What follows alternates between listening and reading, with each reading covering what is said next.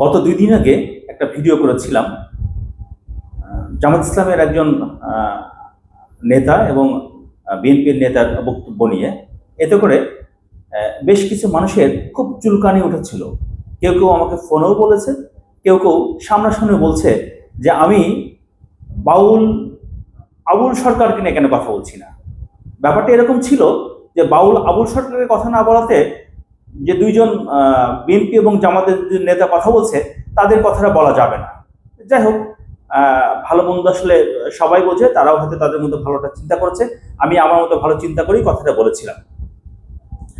তবে ফাউল বাউল আবুল হোসেন মহারাজ আবুল সরকার, উনি গত 4 নভেম্বর মানিকগঞ্জের ঘিওরের জাবরা এলাকায় একটি পালাগান অনুষ্ঠানে কুরআন, নবী করিম সাল্লাল্লাহু আলাইহি ওয়াসাল্লাম এবং ইসলাম ধর্ম নিয়ে বেশ কিছু কটূক্তি করেছিল, যার ফলে তার নামে 20 নভেম্বর মামলা হয় এবং পুলিশ তাকে গ্রেফতার করে সে এখন জেল হাজতে আছে। খুব আশ্চর্য লাগে, এইরকম একটা ফাউল মহারাজকে নিয়ে, মহারাজের মুক্তি নিয়ে কিছু মুসলমান নামধারী মানুষ মানববন্ধন করছে। তারা বিভিন্নভাবে প্রেস ক্লাবের সামনে এবং প্রত্যেকটা জেলায় তার মুক্তির জন্য মানববন্ধন করছে। আমার খুব আশ্চর্য লাগে, আমরা কি মুসলমান? আমরা যদি মুসলমান হই তাহলে এমন ফাউল বাউল আবুল সরকার মহারাজের মুক্তির জন্য কেন মানববন্ধন করছি? আমি জোর দাবি জানাই সরকারের কাছে এই ফাউল বাউলের সর্বোচ্চ সাজা অতি দ্রুত বাস্তবায়ন করার জন্য।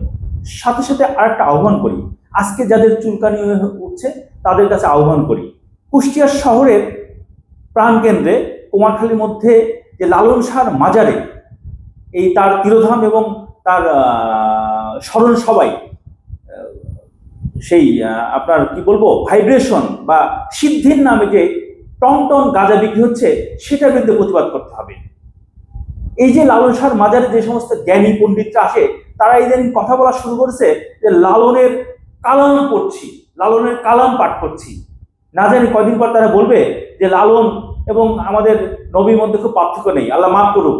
এই সময়টা হয়তো আমরা দেখতে যাচ্ছি, যদি এখনই এই লালনের ভক্ত অনুসারীদের কালাম পাঠ করা বন্ধ না করা যায়, তাহলে আগামীতে এই লালনের যারা সমস্ত জ্ঞানী মহাজ্ঞানী আছে তারা মহারাজ আবুল হোসেন সরকারকে অতিক্রম করে চলে যাবে। এই জন্য এখনই লাগামে টান দিতে হবে।